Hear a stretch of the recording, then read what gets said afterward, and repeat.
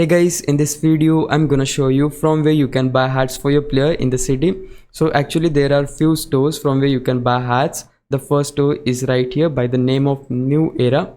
So if I go and open the store, here you will able to see two sections. If we get here, we'll have some options and just choose the one, and just right here you will see there are a couple of hats available.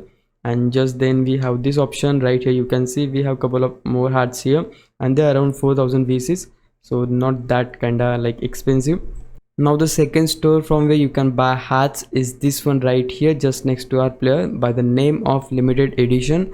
So here if we get under the store, you'll able to see few section, and in some of them you'll able to see hats. Like here you can see we have this hat, and you can just scroll through all these available options and you'll able to see hats for your player, just like here you can see. And now here if we go to this one, so the hats is not available in this section, but here if we see, yeah, you can see. Now the next store from where you can buy hats is just on the side of my code.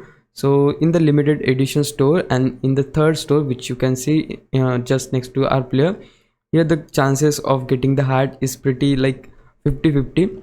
It will depend like when you are coming in the store. Now here you can see that hats are not available, but if you come here later you'll able to see them.